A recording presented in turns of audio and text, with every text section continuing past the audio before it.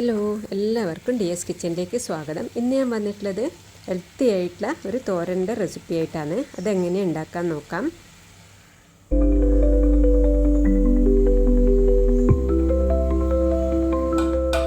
തോരൻ ഉണ്ടാക്കാൻ വേണ്ടി ഞാനിവിടെ 2 മധുരക്കിഴങ്ങാണ് എടുത്തിട്ടുള്ളത്.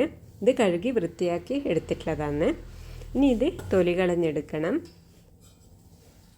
ഇതാ നമ്മൾ നല്ലതുപോലെ തൊലി കളഞ്ഞെടുത്തതിന് ശേഷം രണ്ടും ചെറുതായി ഒന്ന് മുറിച്ചെടുക്കണം.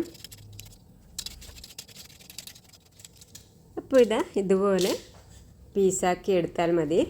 ഇത് നമ്മൾ സാധാരണ പച്ചക്കായെല്ലാം മുറിക്കുന്ന ആ വലിപ്പത്തിൽ വേണം നമ്മളിത് കട്ട് ചെയ്തെടുക്കാൻ വേണ്ടി. അപ്പോൾ ഇതെല്ലാം നമ്മൾ കട്ട് ചെയ്തെടുക്കുന്നുണ്ട്. ചെറുതായിട്ട് വേണം നമ്മൾ കട്ട് ചെയ്തെടുക്കാൻ വേണ്ടി. അപ്പോൾ മുഴുവനായും ഞാൻ ചെയ്തെടുത്തിട്ടുണ്ട്. ഇനി ഇതിലേക്ക് സവാള, പച്ചമുളക്, വെളുത്തുള്ളി, ഇഞ്ചി ഇതെല്ലാം ഇട്ട് കൊടുക്കുന്നത്. അതിനുശേഷം നമ്മൾ ഒരു 1/4 മുറി തേങ്ങ കൂടി ഇട്ട് കൊടുത്തതിന് ശേഷം മഞ്ഞൾപ്പൊടി, കുറച്ച് മുളക് പൊടിയും പാകത്തിന് ഉപ്പും കൂടി ഇട്ട് നല്ലതുപോലെ കൈകൊണ്ട് തന്നെ മിക്സാക്കി എടുക്കണം.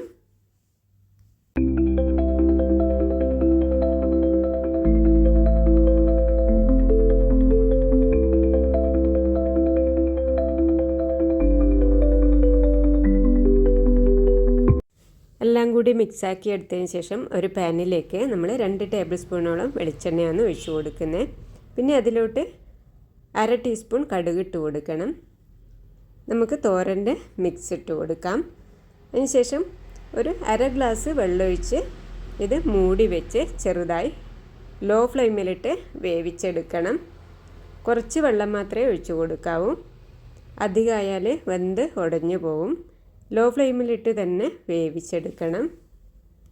അതിലിടയ്ക്ക് നമ്മൾ 1-2 പ്രാവശ്യം ഇളക്കി അടച്ചു കൊടുത്താൽ മതി.